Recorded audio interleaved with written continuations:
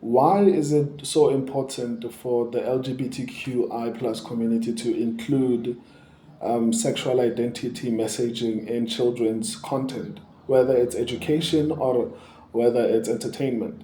Like, for example, I was watching Toy Story and I was watching Minions, and obviously, even the content on YouTube, educational content, like on YouTube, it's even worse. Like, I try to find the content. I don't have kids, but I have a niece who I try to make sure that I curate what she consumes. So in that sense, or rather, what I mean is that I try my level best to make sure that whatever she's consuming, the majority of the time, is educational, right? So whenever we're watching content, it has to be like how to spell words or how to add, divide, minus, and all those type of things, right? And sometimes, occasionally, I allow her to watch like entertainment content, right? And she enjoys the educational one because credit where it's due. A lot of them can make content that's actually very engaging while being educational on YouTube. My biggest problem is about 70 to 80% of that content has a sexual, or rather sexuality messagings of the LGBTQI plus community. And I have a problem with that because the only research that has been done globally, or rather at the very least from the little research that I did, is observational. So no one has actually conclusively proven that being exposed to the what do you call it, sexuality education at an early stage, and we're talking about toddlers, right?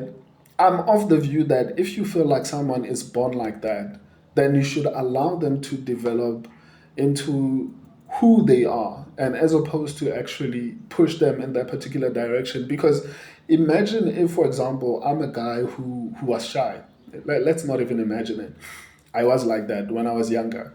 Like I couldn't approach a girl like directly, right? So, but fortunately, girls like me, so it wasn't that difficult to get one. But the point is, imagine me sitting down and thinking about how to get little girls to approach shy boys. Like, how sick is that, right? So for me, it's honestly problematic to be watching something with my niece, and then you see messaging that is irrelevant. Like, if truly, sincerely, you believe that people are born in that particular way, then let them explore it. Like, there's already so much content for teenagers, right? There's already enough content for teenagers to be exposed to and be like, oh, okay, this is something that exists. Not in the formative years of children, not when they're still toddlers, not when they're still trying to figure out how to talk, to figure out how to be who they are. And that's when you want to introduce them to homosexuality. And I was reading articles about this particular topic. And when you read articles a lot, like when you see questions about, like, what about those who were gay and then they reverted back to heterosexuality, they always say no, they are basically bi, but they are basically exploring that. So it's not like they are no longer like gay. They are actually exploring their bi-ness. And I'm like, how is that? Because that person ends up never going back a lot of the time, right? So for me, I genuinely have a problem with anyone who sits down and says we have to insert sexual identity content into children's entertainment or education. It's a serious problem for me that I feel like needs to be handled because, like I said, 70 to 80% of the content that, at the very least, that I've seen has that type of nuances in their content, and that's a problem for me. Why are you teaching kids that? Right, and I get that. Some of the articles say where it's about inclusivity. If you expose children to that as they grow older, they will be less likely to bully kids in their particular community. So we don't care about other causes of bullying. Like, why aren't we addressing everything that causes bullying, and we are strictly focusing on homosexuality? Well, there are so many reasons why kids get bullied in school. Why are we only focusing on one particular thing that they might potentially get bullied for? Right? There's so many things that children get bullied for. But there's one particular thing.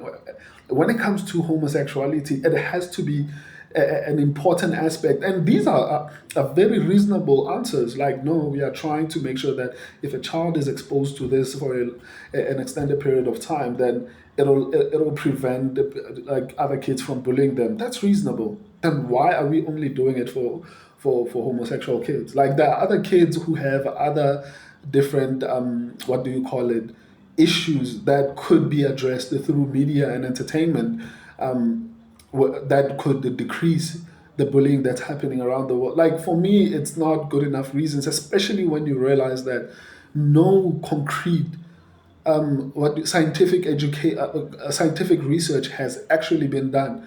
A lot of it is based on observation. Obviously, there are experts who do these observations, but for me personally, man, I genuinely have a problem with it because I'm not going to sit here and accept the fact that someone is going to tell me that being exposed to a particular thing since you are a child, it's not going to shape the type of adult you're going to be. We've seen interviews of children who grew up in that type of an environment who ended up being like in that particular community, and then as they grow older, they're like, no, I regret doing 1, 2, 3, 4, 5. It's largely because I was exposed to 1, 2, 3, 4, 5 early.